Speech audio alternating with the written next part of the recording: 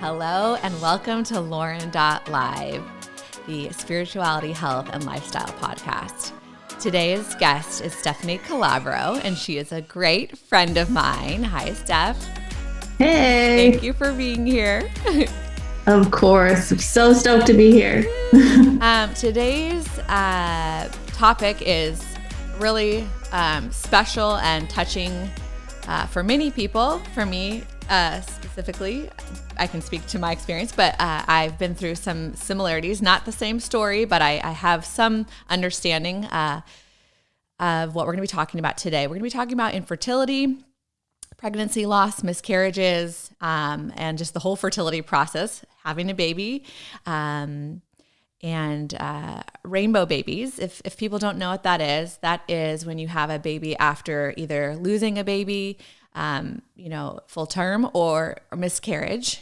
So there is a happy ending to the story. But Stephanie has been through quite the journey, with her husband, and I'm going to let her speak to that, of course, but she's kind enough to be here today to share her story and be vulnerable. So thank you for doing that.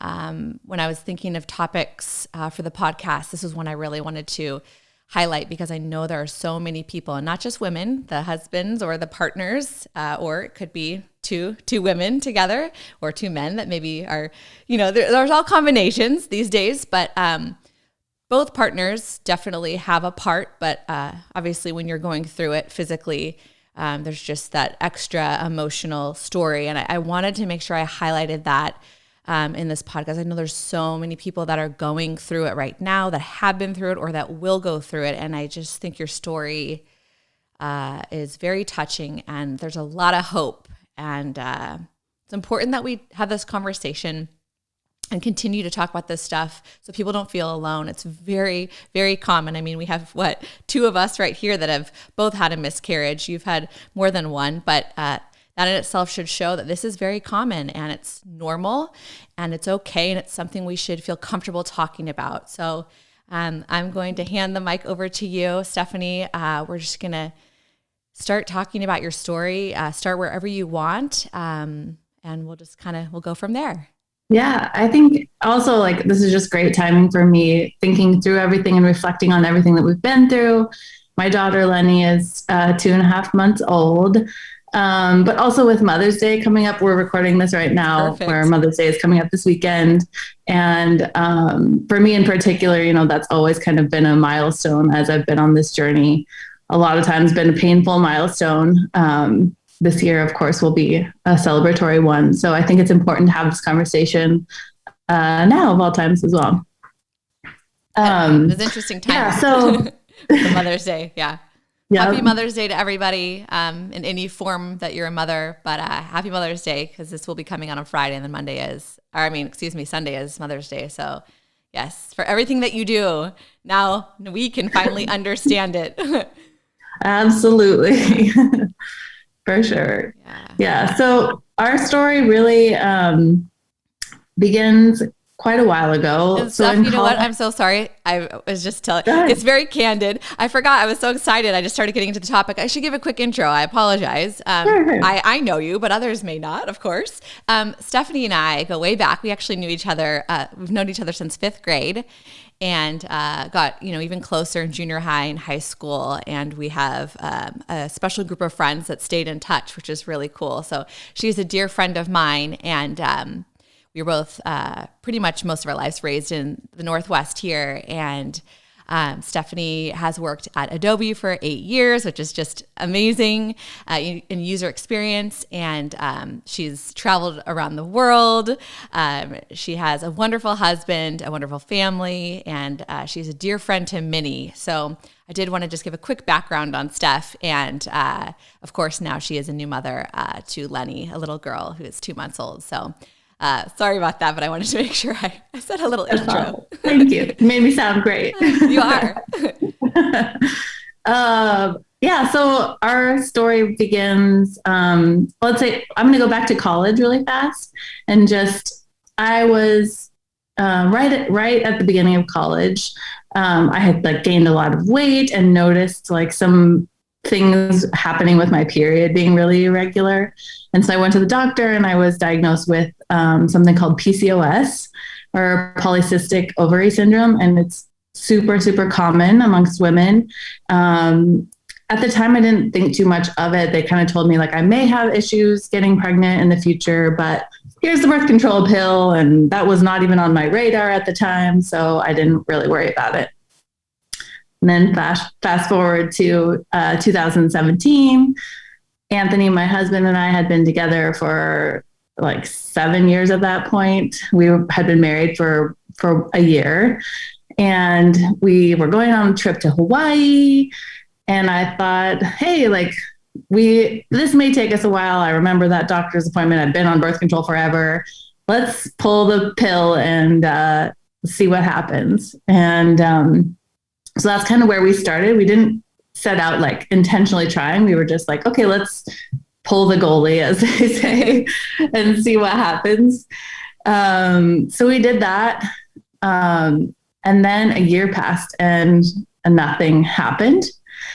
So that's when I kind of started like, oh, maybe we should maybe I did a couple Google searches to see like, how does it work? How do you get pregnant? And so I started kind of keeping track of my cycles, noticed that because of the PCOS, my cycles came back very irregular. And so like sometimes it would be like 65-day cycles, which is super long. And sometimes it would be 28 days.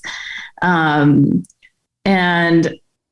so, yeah, we just kind of continued on that journey, like did some ovulation tests. And that's where you like pee on a stick every day until it tells you when you ovulate.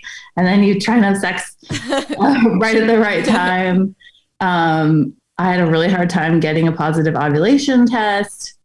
And that was just kind of like a really weird and frustrating time, especially because like we were in our early 30s and like a lot of our friends were just getting pregnant stat. They'd already had like 3 babies, a lot of our friends by then. Yeah. Yeah, for sure. It was really hard. And yeah, those friendships, I think like struggled a little bit just because eventually, like after so long, it kind of became like we didn't have as much in common. And like I was really struggling with this stuff. And sometimes I would like pretend that I didn't want a kid, and just because I didn't want to have the conversation, or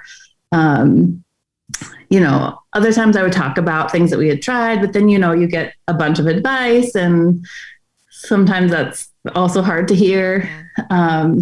So yeah, it was a really trying time, but, we stayed positive, and I had always kind of known that we would have issues. So I started looking into what would be the next step. And that is, going to a reproductive fertility clinic for assistance to see like what actually was going on. During that time, I actually went and saw an OB who confirmed the PCOS via ultrasound. And that was really interesting because I hadn't been to a doctor about it in like 10 years. And she was basically like, well, you guys could try having sex for 20 days in a row. And no we were pressure. Like, that's intense. Yeah. So, we tried as many times as possible. Yeah. Yeah. So eventually I decided the next step was really to go to the fertility clinic. And right then, also when you're at Adobe for 5 years, you get a sabbatical. So it just so happened that like my sabbatical was coming up, and I was like, okay, this is awesome. I'm going to have like my last hurrah. I'm going to travel the world, and then I'm going to come back. I'm going to go to this fertility clinic, and I'm going to be pregnant. Yeah. And so I went on that sabbatical, like had the trip of my life, came back.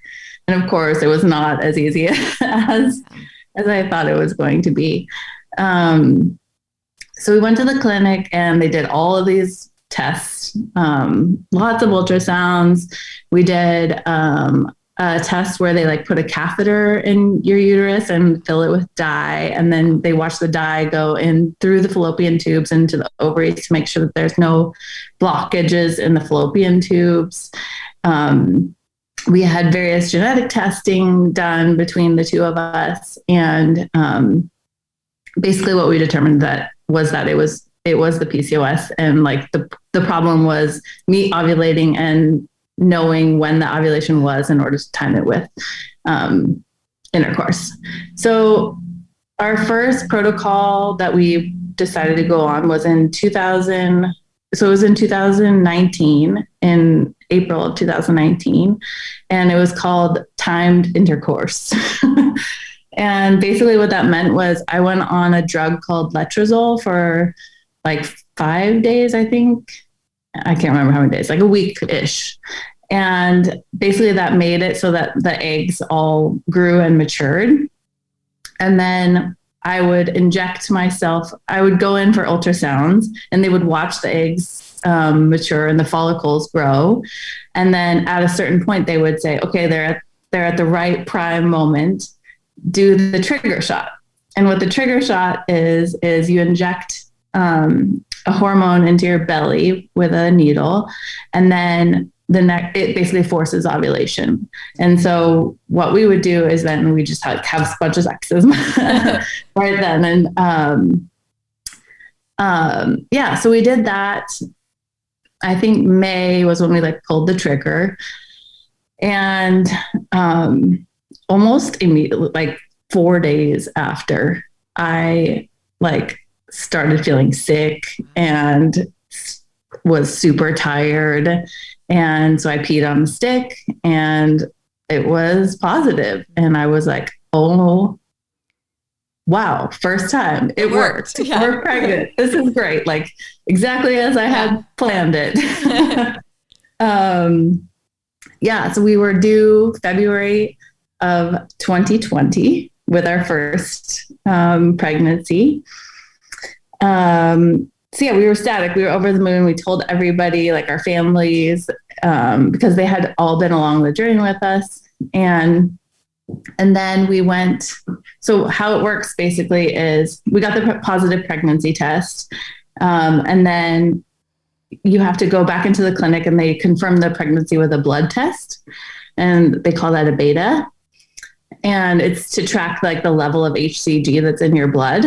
And then you go back a few days later for a second beta, and they want to make sure that the HCG levels are doubling. Right. And that confirms that it's a healthy and growing pregnancy. So we went in for the first one, and it was like the numbers were through the roof. It was like super high levels of HCG, which made me feel better about the way I was feeling. Yeah. And then I had learned that actually high numbers of HCG, especially that early on, could indicate twins. Mm. And so I was like, oh my God, we're going to be having twins. Like, this is crazy.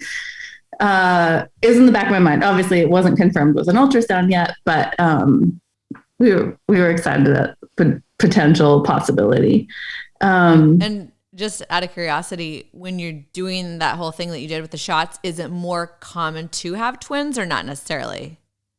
It is a slightly elevated percentage chance of over natural, but like very, very, very slightly. The increase in percentage of chance with fertility treatments really comes more in the IVF process. Right. And that's only if you're choosing to implant multiple embryos, which some people do. Yeah. Because of various reasons. Sure. Okay. Yeah. So it was just kind of a miracle. Yeah. And so we went in, we got the first one back, and then I had to go to San Francisco for a work trip. I remember like texting Anthony on the plane that like, you know, both of us are doing well, and we're like heading down to San Francisco. And I had to get that second blood test to just confirm that everything was growing well. So I had to do that while I was down there for work. So on my way into the office that day, I stopped by a Safeway and went to the lab there, and then went into work and was like super happy, you know, doing my work thing. And around noon, I got a call from our clinic And it was my nurse, Angela, who's like amazing. We had become really close. And she was just like, Steph, this doesn't look good. Like the numbers didn't double, which is what they want to see. It didn't, it grew, but it didn't double. And so it was like a really slow rising number. And I just like, it was like a punch in the gut. It was the worst feeling ever. And I was away from home. I was at work. And so I just like immediately packed up stuff and took a taxi to my hotel. And I remember I like called my mom, and I've just never cried so hard in my life. It was, yeah, she cried really hard. It was just so emotional. I just was so gutted. Yeah. So I flew home. They wanted to do another blood test to just confirm that it wasn't like a difference in the lab. And so I flew home that day. Like I bought a plane ticket, like within a few hours, I was on a plane home. Yeah. And then the next day we went in for a blood test, and the blood test was basically the same. Again, it had gone up a little, but it was not doing the things that it was supposed to do. And so they told me, you know, I was having a miscarriage, and that I basically should just go home and wait for that to happen. So we went to Chelan with my in-laws that weekend, and like just tried to relax, and just cried a lot, and just tried to like figure out how I felt. And then about a week passed and nothing was happening. And so I went back into the clinic, and they were like, okay, let's come in. Why don't we have you come in? We'll do more blood work. We'll do an ultrasound and see what's going on. And so I went in for the ultrasound. Of course, like I'm like shaking. I don't know what we're going to see. And I'm, you know, it's already sad. And they put the wand in, and there was a pregnancy in there. And we were like, they're like, oh yeah, this looks great. Healthy pregnancy, blah, blah, blah. And I was like, what's going on? And they're like, this happens sometimes. It's called a vanishing twin. So we were pregnant with twins and had lost one, which was why the numbers dipped like they did, but continued to grow. Wow. And so then it was like a whole nother wave of emotions. Right. Like I just released again, like completely like shaking, crying, and like, what is happening? Like laughing, all of the emotions at the same time. And how far were you at this point let's see. It was really, really early at this point. So it was probably like 6 weeks along. Yeah, it was super early. Because of the process with fertility treatment, like, you know, everything up to the day. And so those first few weeks are like, they feel so long. Yes.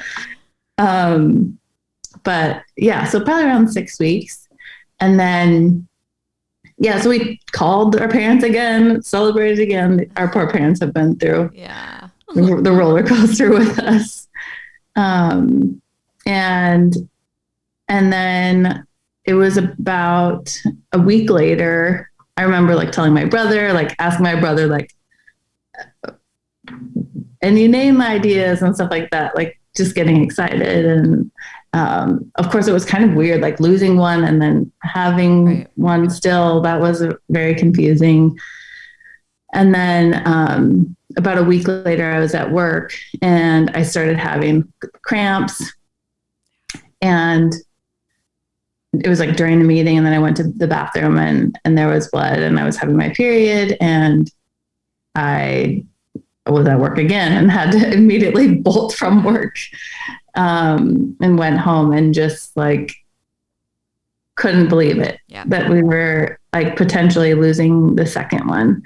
And so I called the clinic, and they were like, okay, like come in and we'll do an ultrasound. We'll do more blood work. And this time when we went in, I knew like it was enough bleeding where I knew that there was no coming back from it. Yeah. And so, yeah, the ultrasound and the blood work confirmed what was happening. And then we went through grieving the loss again. Wow. Yeah, it was. And you know what's crazy is like I knew some of this actually. Like I knew that you had a twin pregnancy at one point, but I didn't realize that you had lost one before the other. So I didn't even know that because we, like you said, like we hadn't talked in detail, and I think I'd maybe heard a little from another friend, and it's just one of those things where it's like so hard. You don't want to like bombard the person going through it, but even I'm learning new things now, like years later, right? So yeah, just shows like I don't know, just your journey that you've been through. And I mean, anyone knows, I can attest to like just that sinking feeling when, you get that spotting.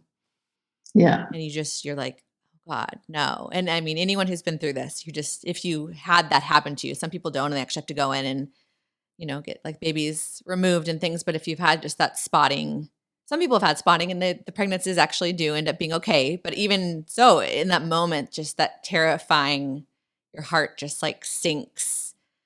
Yeah. You just have to go through it. Your body's, I mean, on one amazing level, it's not amazing, I guess, but your body knows what to do though, which is fascinating. If something's not right in that pregnancy, right? It knows how to, stop that pregnancy, and your body knows how to let it go and heal. And that is, I mean, it is amazing, the biological response, but just the emotional toll. Anyone who's listening who's been through that, you just know, and you see that, and all you can do is wait and go through it. So exactly. There's no way around it. yeah. So anyways, wow. Okay. So this is just the first part of your story. Yeah. Okay. Yeah. So, and that feeling, I mean, it's just such high highs and low lows, right? Because like when you get the pregnancy test, like it's the highest high, especially for us, like we had waited so long, and like to finally, I've taken so many pregnancy tests because my periods were irregular. And so like every time we wanted to go out, I would be like, well, I better check to make sure before just in I have case. a drink. Yeah. I've seen that negative test so many times. To see a positive one was just like your heart, an incredible feeling. Yeah. And at the same time, like there was an ounce of hope in me. Like, okay, like we can get pregnant. I had that too. That's true. Even as sad as it is, you have that thought of like, okay, at least I know my body can get pregnant. Like there is that, like, okay, at least there's that answer. It's possible. Yeah. Yes. Exactly. Because we try so long, right? For so long to not get pregnant. Oh my god. And then when you want to, you're like, I don't know if I can. So yeah. So you knew it was possible, and you'd been already through so much and so many different, emotions. And so you're healing. And then and then what was the next step? Yeah. So of course I was like, when can we get on this again? Like I want to get moving as soon as possible. And you basically have to wait a whole nother cycle after a miscarriage to just let your body heal. And truly, like, I love that rule because I think like your heart needs to heal also.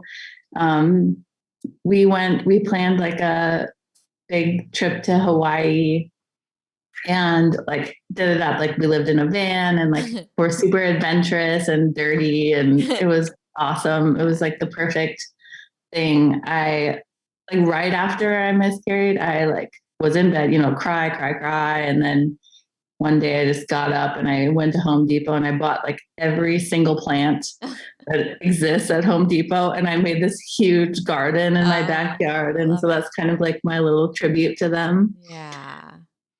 So like little things like that can help you heal. And like also just like acknowledging that it existed. For me, that was important. And that's why like the garden worked and made me feel good. Yeah. So we waited the cycle. We did the Hawaii trip. And then we did another round of the same exact protocol. Okay. So more drugs, more injections. And this time it just flat out didn't work. Okay. And at this point I'm having thoughts like, I read some of my journal entries, like trying to remember some of these things. And I was like, what if this doesn't work? Like, there's a chance this doesn't work. Like, am I ever going to be able to hang out with my friends again? Because we won't have anything in common. Like, yeah, it was kind of it was a tough place to be. But at the same time, like, Anthony's been such an awesome support, and he's always so in the moment and really encouraged me to stay like exactly in the moment and focus on only the thing that was in front of us next and not get too far ahead of myself. And that was honestly like the mentality that saved me throughout this whole thing, was trying to just not focus, not get too far ahead or not plan too far ahead and live life. Because if I were to put my life on hold for the entire time that we were trying to like make this happen, it would have been such a waste. Yeah. So, and I had so many good times over the last 4 years. Yeah. And also just the stress though, too. Like, I had other friends that have had to go through stuff like IVF, and stress alone. I mean, maybe not, they don't have the same physical, issues that you had with, actually, that was why it was hard for you to get pregnant. But I mean, some people, just the stress alone could inhibit you from getting pregnant. So it's kind of this thing where you just, you have to try to just let go and not let that overtake you. One, for your mental health, but two, it could actually physically inhibit it too. Yeah, exactly. Yeah. So that helped, going into the next cycle. It also helped, like, I was really busy at work and just kind of like threw myself into that. And yeah, so then our third cycle started in September, and we went with the same protocol again, and same thing, like 4 days after the trigger, I got another positive pregnancy test. This time, very different emotions, kind of very curbed emotions. Yeah. And very much like, well, this is a good sign. Let's wait and see what happens next. Yep. As opposed to getting way ahead of myself with the first one, like telling everybody and buying clothes and all this stuff. Yep. So I went in again for the first beta test, and the first beta test looked good again. It wasn't as high as the first one, so I was like, okay, not twins. Yeah. And then we went in for the second test, and the second test again was not quite doubled. It was almost doubled. Okay. Like, it was very, very close. Okay. It just wasn't quite as high as they would like it to see it. And so they actually didn't have me come in for like a following one. They were like, well, let's just kind of like wait and see. And then I think it was at the 8-week, 8 weeks is where you schedule the ultrasound to confirm the pregnancy, and you can see a heartbeat at that point. And so it was kind of like, don't get your hopes up, but also like, we'll just see where this goes. And so that's kind of what I did, was just like sort of excited, sort of not excited. I went on like girls trip to Palm Springs and just tried to relax and think good thoughts. And I actually like had so much fun being pregnant with that pregnancy. Of course, all my pregnancies are girls in my head, even though I don't know. Yeah. I named that one Ladybug. Aww. And we just like, I don't know. I was really happy during that pregnancy. And then we went in for the ultrasound at 8 weeks, and the pregnancy wasn't growing. And so it was basically like there wasn't a heartbeat there. It hadn't really grown past the initial stage. Okay. So we basically just waited for my body to do its thing again. It was really hard again. It's hard emotionally, but it's also like physically, miscarriages are really uncomfortable and really painful. So there's a lot of heat packs and cozy time. Yeah. And just again, kind of thinking like, okay, well, where do we go from here? So in my head, I was like, I'm done with this letrozole trigger protocol. Yeah. Clearly, like something else is wrong with like the egg quality or whatever is getting implanted isn't healthy. And so I was ready. I was like, we're doing IVF. Like, I'm done with this. We had said we were going to go 4 rounds, and I was like, 3 is plenty. Yes. I do not want to have another miscarriage. And that's when we decided to go ahead with IVF. And so we had to wait the next cycle. And then, so that brings us to 2020. the year. The year. Yeah. So, in order to start IVF, it's like a whole process. Like you have to figure out like where the funds are going to come from. Like thankfully our insurance was a big help. IVF is super, like definitely a privilege. It is. Yeah, not a joke. It's a lot. Yeah. Yeah. It's a lot of money, and it's not easily accessible for everybody. Yeah. So I feel super lucky there. Yeah. So you do that, and then you have to go through all of this like legal paperwork as well, because like you're basically creating these embryos in a petri dish, and then they get stored. So any embryos that you don't use end up getting stored. And so you have to make decisions like, if you get divorced, what happens to the embryos? Yes. If you die, what happens to the embryos? And so that was a super interesting process. And then we started in February, and the first step of IVF is egg retrieval. And in this part of the process is really what they call IVF. And then the second part of the process is called, at least for me, was frozen embryo transfer. So that's where they take the embryo and they actually put it into the uterus. Some people do a fresh transfer, which is like basically right after they make the embryos and grow them a little bit, they will put them in. We decided to go frozen because we wanted to do genetic testing. And I'll explain a little bit about how that all works. But so yeah, the first part was egg retrieval. And so you start with 2 weeks of birth control pills of all things. Oh, okay. Which it's funny, like looking back on my notes and everything, the birth control was like the worst part of all of it for me. Like the hormones from the birth control were wacky. So you go on birth control pills, and then you take, you start injections that basically like do the same thing, that they mature the follicles and create as many follicles as possible. And then the idea is that you go into the egg retrieval surgery after you've like plumped up all of these eggs. They collect as many eggs as possible. And then and then they inject each of the eggs with a sperm manually through a microscope, which is incredible.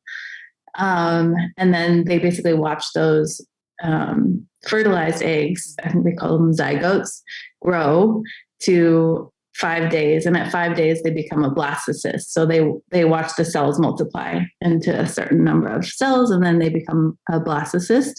And when they reach the blastocyst stage, that's when they take a cell sample and send it off to genetic testing. Okay. And when do they freeze them?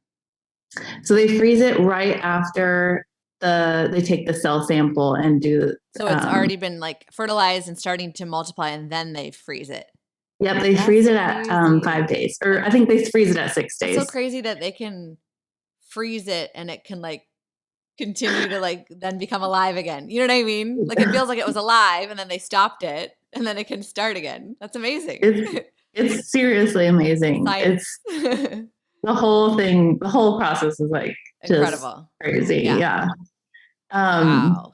Okay. So they send it off to the lab or like the cells. Yeah. Okay. Yeah. So we went in for the egg retrieval, and I think this part is super important for people to understand too, because like it's crazy the numbers and how, and this goes to show like why probably I had so many miscarriages. So from the egg retrieval, I was able to get 37 eggs, which is an insanely high number. Yeah. It's very, very good. Some people go in and get like 5. Okay. Wow.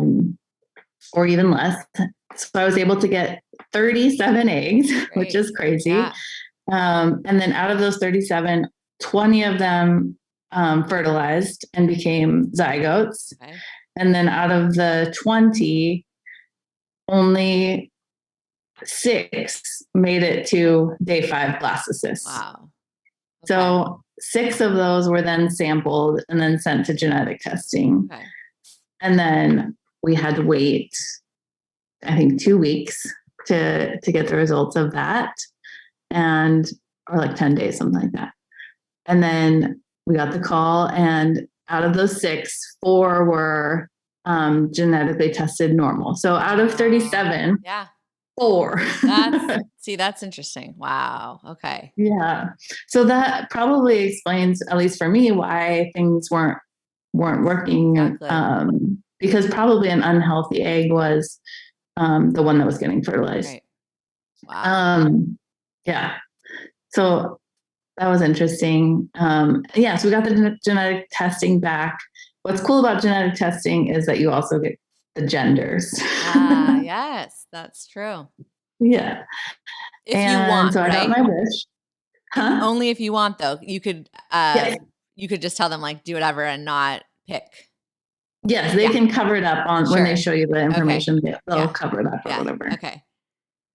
And then, so of course I wanted to know because I wanted all girls.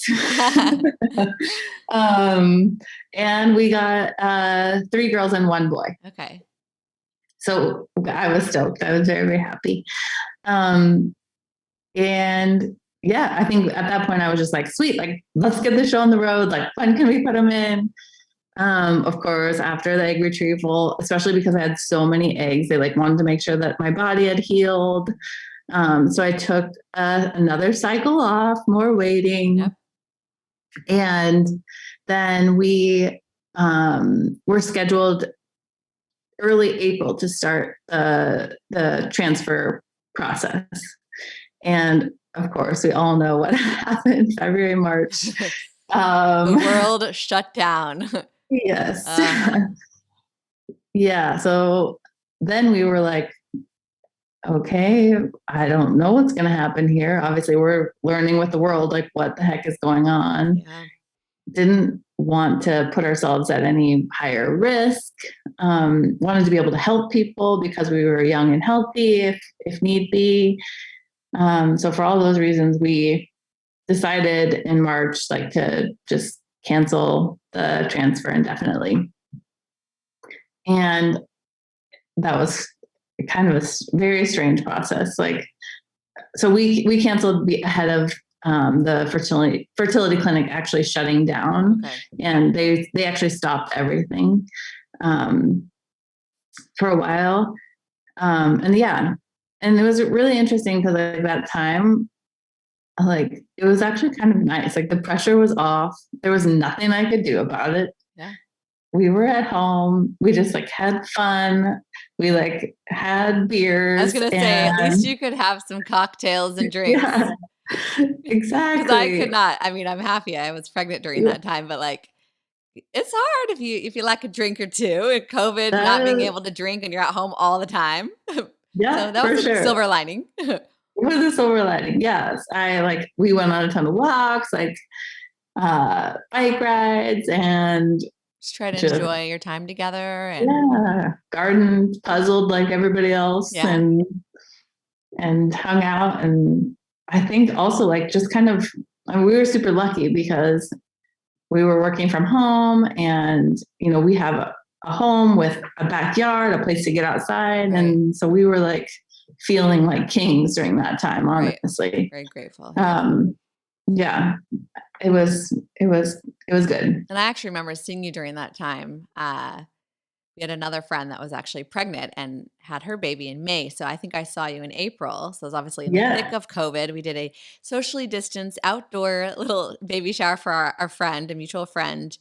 And I had just found out I was pregnant a month. Well, I think at that point I was like 11 weeks pregnant. Yeah, you were almost 12, I think. Yeah. And so I'd had the previous miscarriage, a month off, got pregnant, and then we saw each other, and I knew you'd been going through everything. And I think you told me there, like, you'd started this process, but you were putting it on hold. And I just remember, trying to be like humble about my kind of like announcement. I think that's when I told you guys, maybe my friend had told you guys before. But anyways, I remember you though still being like cheerful, and I remember saying something to you like this is going to happen. I feel it. And you were positive, and I don't know. I just remember that moment and like thinking back to that now, like, I don't know, it just like makes my heart so happy because I know what happened, but like you were still happy. You were happy for me. I knew there was going to be a baby in your future. And I don't know. Hope, keeping that hope alive. Like, and yeah, exactly. And I think I just felt super good because our mutual friend was having a little girl. Yeah. I think you had just found out you were having a genetic girl. Testing. Yeah.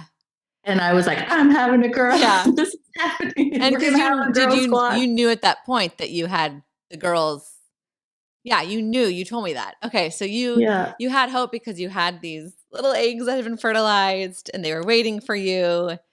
And I don't know. I just remember that moment. And so it just makes me happy that there was like that glimmer of hope. Yeah. For sure. For sure. It was also in that time, like we were all kind of, I was super relaxed. It's good to see each other too, like after not seeing people for a couple months. Humans. Yeah, totally. Yeah, for sure. Okay, so that was, I believe, April. It was exactly because, so I remember our mutual friend's sister who works at the clinic told me, she said, hey, you need to call because I hear that they're going to start opening up or start doing some transfers. Okay. And at that, at the baby shower. And that's when I was like, what? Yeah. Like there's a possibility. Getting the steer going. Yeah. Yeah. So, and it was a few days before my birthday. And then I was going to be 35. And so I called like the very next day.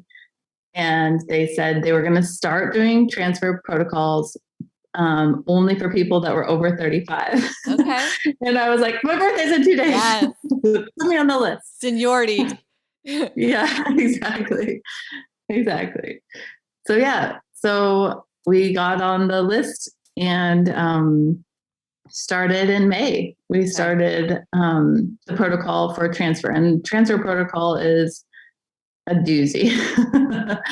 It's so you start with estrogen pills and you take those 3 times a day. And then about a week before the transfer, you start progesterone. And with those, you have to do like vaginal suppositories and injections multiple times a day. It's a lot. Yeah. And then you go in for monitoring like couple times a week because they're trying to check the thickness of the lining to make sure that it's like the perfect home for the embryo.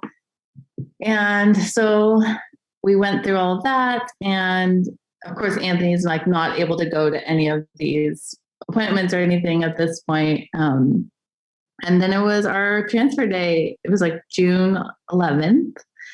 And I went in the morning and it was so weird because Anthony like drops me off and I'm like, he's like waiting in the garage. I'm like, all right. I remember saying to him like, all right, BRB, I'm going to go pick up our kid. Yeah. It was. Oh, wow. So that is crazy. Yeah. And so I walked in and they like put you in the bed and like they get your legs up.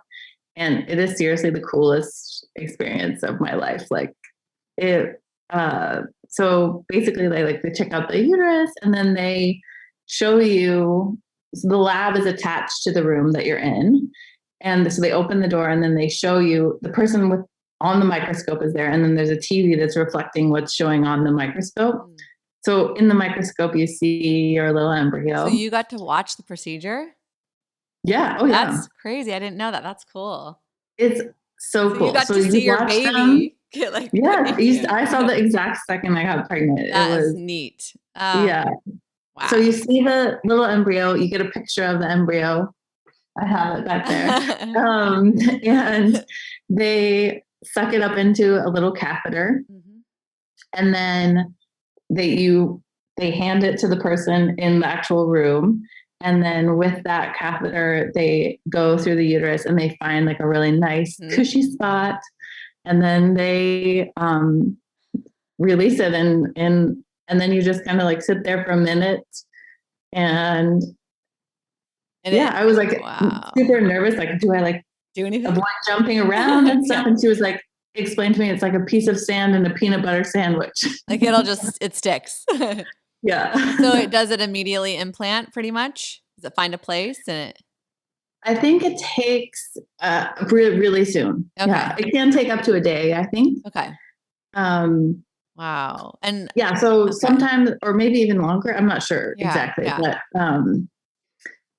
But yeah, so there's, and then I took my picture. I was like, I'm pregnant. Yeah. They call it PUPO, pregnant until proven otherwise. Okay. Wow. So then you have to go through what they call the 2-week wait. And so that's really to see if it like fully implanted and stuck and everything. Okay. And there's this like really fun old wives' tale that is in the IVF community where like if you have McDonald's fries specifically after a transfer, it's like good luck, or it's supposed to make the baby stick or something. And some people like claim all this science, like it's elevated sodium that blah, blah, blah. Yeah. And I'm like, whatever, it's just a superstition, but it was a fun one. And we like told a bunch of people to like go have fries that day.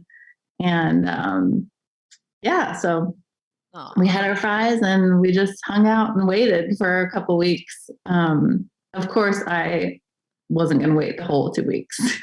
I thought I was going to. And then 4 days later, I was like, I need to pee on the stick and see what happened here. It was like 5 days, I think, actually, after the transfer that I got a positive pregnancy test. And I again was cautiously optimistic. After that first time, I don't think I'll ever like be that level of excited ever again. And then with IVF, you continue taking those medications for 3 months, the full 3 months of full first trimester, basically, of the pregnancy, which is a lot of injections and everything. So, because you basically have to, maybe for some people that don't, that's why it's amazing you're being so detailed, because some people don't know this, how this works. If you're thinking about doing it, or you have people that have gone through it, now you can understand. But I had a friend actually do this, and I think she said roughly about like 5 weeks pregnant, like when they implant it, like your body, right? Like it's at that like level of what it would have been, right? Is that correct? About? Yeah. So I think it is, let's see. I have to think through how the math actually works. When they implant it, you are technically already like 5 or so weeks, something like that.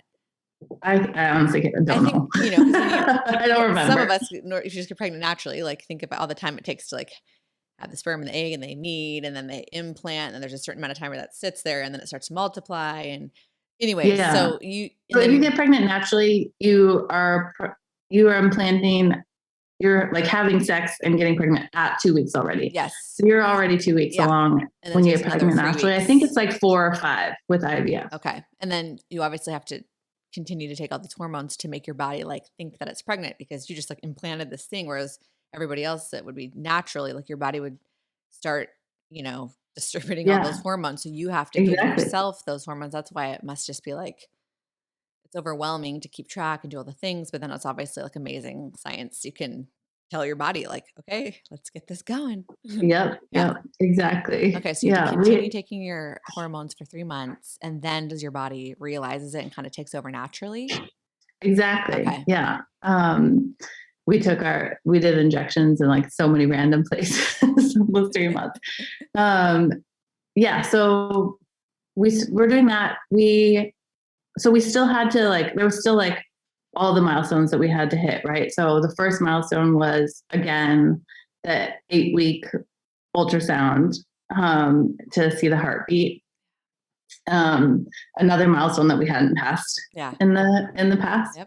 So after the first blood test, because you go through the same thing, you do the beta blood test after 2 weeks, and the beta blood test was actually for us. This is actually pretty interesting because again, it was a really low number, our first beta, and so I was pretty like, oh no, we're having the same issue, even though we went through IVF, and then we went through the second blood test and the number was tripled what it was. And so we were like, this is a good sign. Yeah, totally. Yeah. And the nurse who's with me at SRM, the reproductive clinic, was like super stoked. And she said, this is like really positive looking. And so then the next step was the 8-week ultrasound. And we decided that we were going to, like, the COVID numbers in the area had kind of dipped at that point during the summer. And we were like, let's do a road trip to Montana and like just try to relax and like get outside. And so we did that. And I was, like newly pregnant, which was fun. And like took pictures holding my little belly.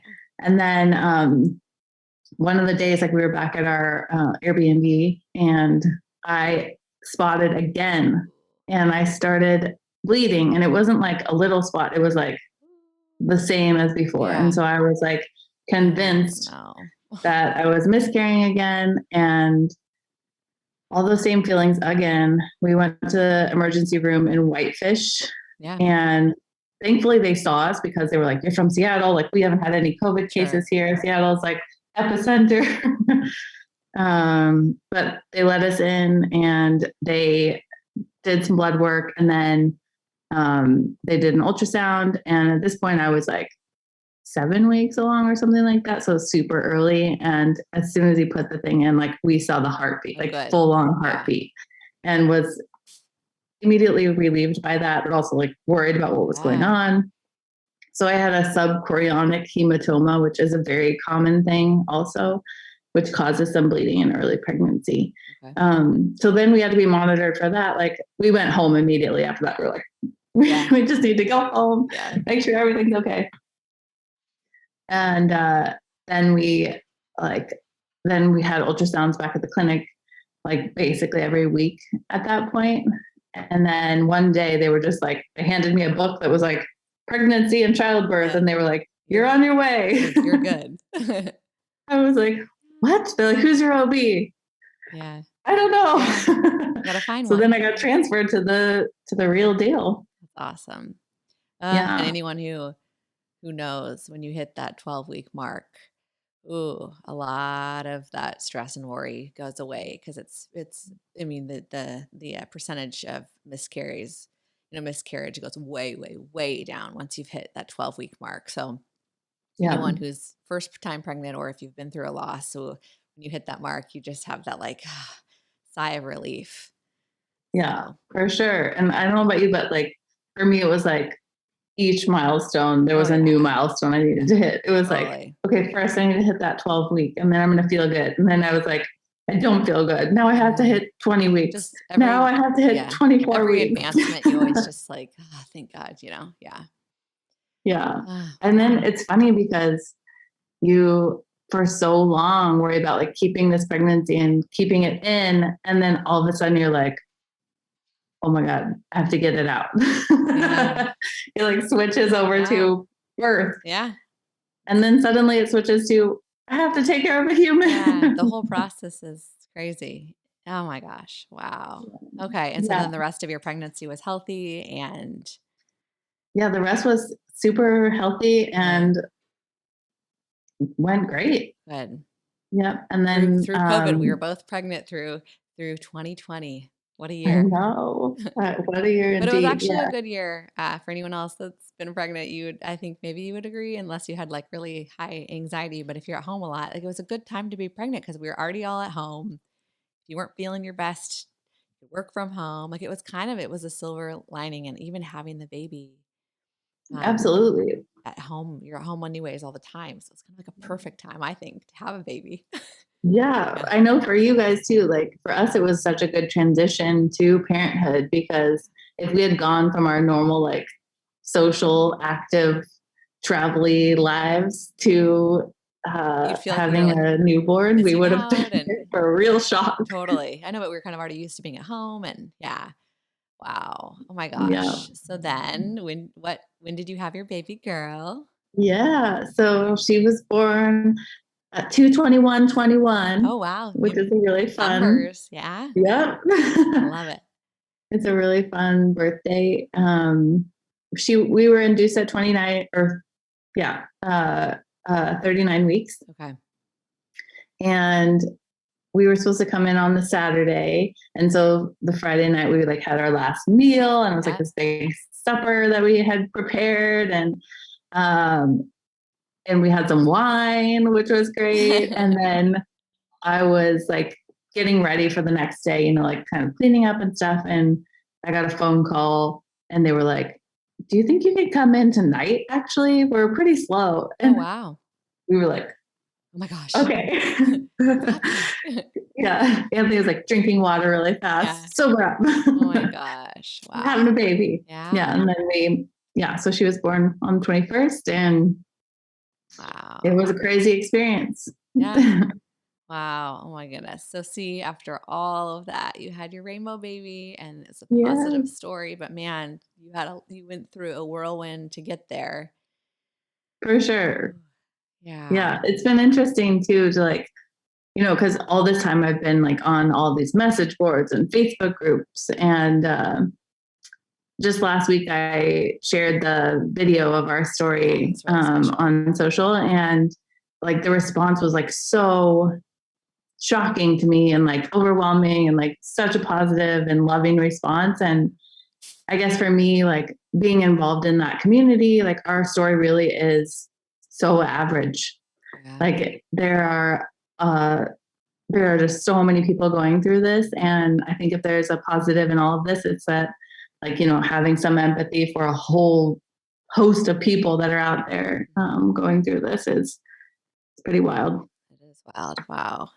Yeah. Something we had talked about, we wanted to include too, was just like, how do you support, now that you've been through this, like, how do you support someone that's going through this? Because sometimes you kind of feel like when you're on the other side as a friend or a family member, you can only say so much or be there and you just kind of feel like you don't know what to do. Do you ask questions? Do you not say anything? Like you don't know how to approach it. So like, what would your advice, I guess, be for people? Like, how do they best support you when you're going through that? Yeah, it's a super tough one. And I definitely like feel for people that are close with anyone going through this because it's a really touchy subject and it's hard to know how somebody's going to respond. But I think just, if they're willing to share with you what they're going through, just being supportive in a way of like, I'm rooting for you and I'm here for you and I'm in your corner. Yeah. I think the thing really not to do is to like offer up advice or tell, like a lot of people will often like say like, oh, I know my friend who just like went to Hawaii and like they tried for 7 years and randomly it got pregnant. Like those kinds of stories and stuff can be a little bit like disheartening. Like they know, believe me. Yeah. And I don't want to think about trying for 7 years. Yeah, no. Yeah. It's hypothetical, but yeah. No, yeah. So I think just saying that, like listening to them and asking questions, I think is totally appropriate. And if they're willing to talk about it, if not, then you'll know that they don't want to talk about it. Right. But just say that you're rooting for them and that you're in their corner and that you're hoping the best for them. And then I think giving them grace, like in a lot of situations, I think it can be really hard, especially if this journey lasts for a long time, if you're inviting them to a first birthday party or a baby shower, don't stop inviting them to those things, but like do give them grace if they like make up a random excuse and don't want to go or whatever. Hard. Yeah. And then the other thing is like self-care stuff. Like if you know that they're having like a big day coming up, like egg retrieval day or transfer day, like send them like a good luck charm or like a Epsom salt bath pack or chocolate or something like that. Like those are always like, just know that we're like in your corner. We're thinking about you. That's kind of the advice I would give for that. That's really good.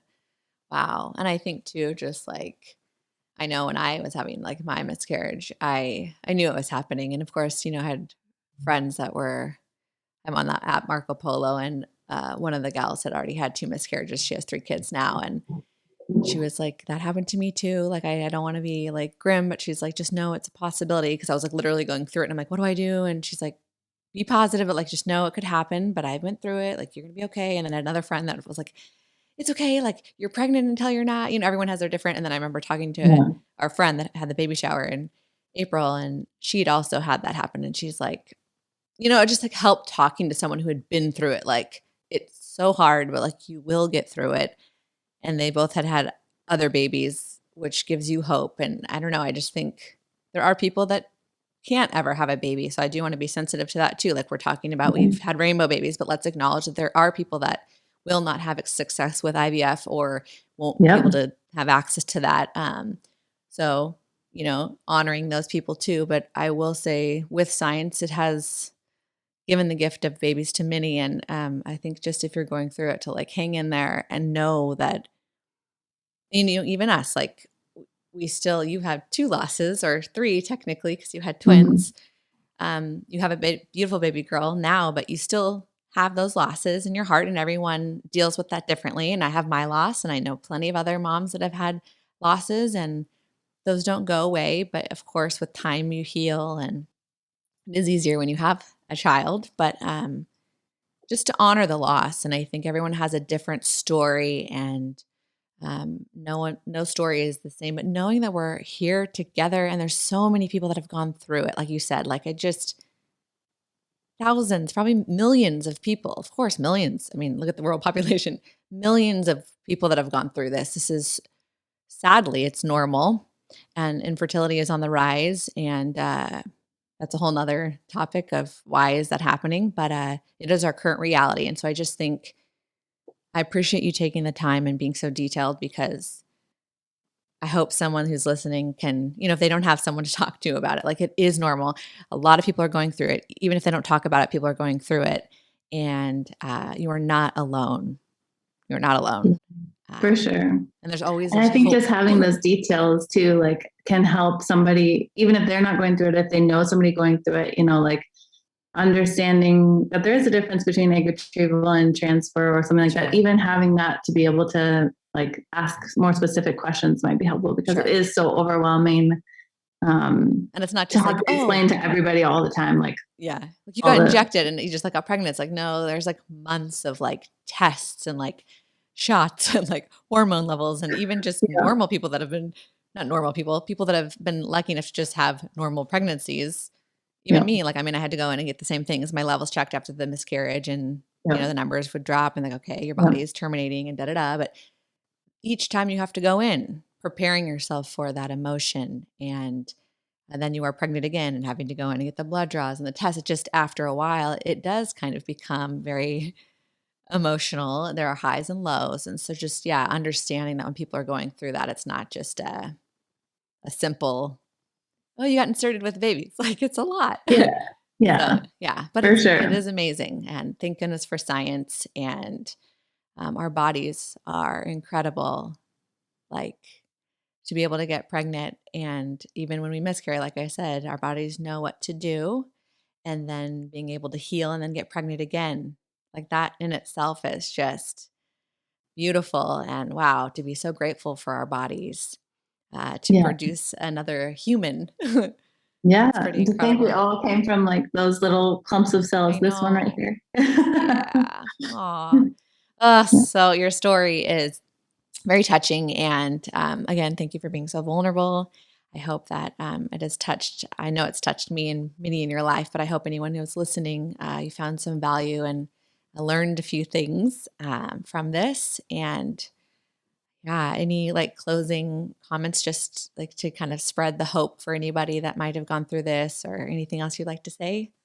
Yeah, I think I'd just like to say that, life has so much to offer, and don't get too focused on one thing or too down about one thing, because even if you're struggling, there's so much other things to offer, and try to focus on those things and That's true. stay hopeful. Yeah. There's a lot to be grateful for.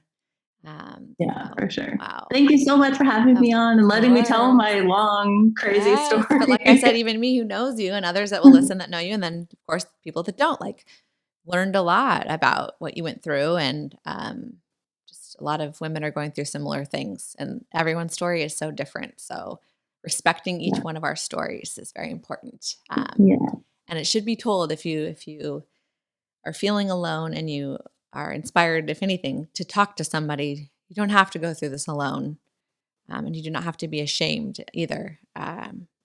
So reach out to someone. I think that's a huge thing for healing. For sure. So for sure. Okay. Well, thanks, Steph, for your story, and I'm so happy for you. Congratulations on Lenny. Thank you. And I'm just really happy for you and Anthony that after such a crazy story, it did all work out, and it was worth the wait. I'm going to put the words into your mouth, because I know too. Another thing is we're not spring chickens, but at the same time, age has increased over the years of pregnancy, but both of us 36 with our first baby. I know we feel like we were some of the last, and I know there's still people in our age that are older that haven't. But again, like, we all are on our own path, and for those that are wanting that, it's possible. So it's worth the wait. Yeah, for sure. Yeah. It's been really fun. It's very fun. Yeah. Okay. Well, thank you guys for listening today. And of course, you can always find more information on my podcast at Lauren.live. I've got all the platforms listed. If you were listening to this on Apple or Spotify, we actually have a video version on YouTube. So if you're watching on YouTube, obviously you've seen our faces, but if you want to check out the video, check YouTube. And of course, you can find me on Instagram at RealLaurenLive. And thank you again, Steph, for your story. No problem. See ya. Take care, everybody.